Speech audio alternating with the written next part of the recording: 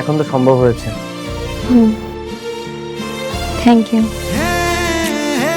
অবশেষে 5 লক্ষ টাকার বিনিময়ে মেঘলাকে কিছু না জানিয়েই বৃষ্টিকে বিয়ে করে ফেললেন অনিক। আর অন্যদিকে মেঘলা এবার অনিককে ফোন দিয়ে জানিয়ে দিলেন তার বাবা এখনো পর্যন্ত চোখ খুলছে না। দর্শক, তাহলে এবার শেষ পর্যন্ত কি ঘটতে চলেছে? যেই 5 লক্ষ টাকার জন্য মেঘলাকে ধোকা দিয়ে বৃষ্টিকে বিয়ে করলেন অনিক, সেই 5 লক্ষ টাকার কি কোনো দামই থাকবে না? এবার যদি মেঘলার বাবা মারা যায় তাহলে কি অনিক এবার 5 লক্ষ টাকা বৃষ্টির বাবাকে বুঝিয়ে দিয়ে বৃষ্টিকে তালাক দিয়ে দিবে? দর্শক, কি ঘটতে চলেছে গরিব ঘরের রাজপুত্র নাটকের 7 নম্বর পর্বে? কবে আসবে 7 নম্বর পর্ব? এই সমস্ত বিস্তারিত বিষয় জানতে পারবেন আজকের এই ছোট্ট ভিডিওতে। তাই ভিডিওটি না টেনে পুরো ভিডিওটি 2 মিনিট ধৈর্য সহকারে দেখতে থাকুন। হ্যালো ভিউয়ার্স, কেমন আছেন সবাই? আশা করছি প্রত্যেকেই অনেক বেশি ভালো রয়েছেন। দর্শক, বর্তমান সময়ের ইউটিউবের ট্রেন্ডিং এ থাকা একটি নাটক হচ্ছেন গরিব ঘরের রাজপুত্র নাটকটি। এই নাটকটি এতটাই জনপ্রিয়তা লাভ করেছেন যে এই নাটকটি ইউটিউবে আপলোড করার সঙ্গে সঙ্গে 1 থেকে 2 মিলিয়ন পর্যন্ত ভিউ চলে যায়। সো বুঝতেই পারছেন এই নাটকটা বর্তমান সময়ের কতটা জনপ্রিয়তা লাভ করেছেন। দর্শক, আপনারা 6 নম্বর পর্বটি দেখার পরে অনেকেই ওদের আগ্রহ নিয়ে বসে আছেন যে 7 নম্বর পর্বটি কবে আসবে।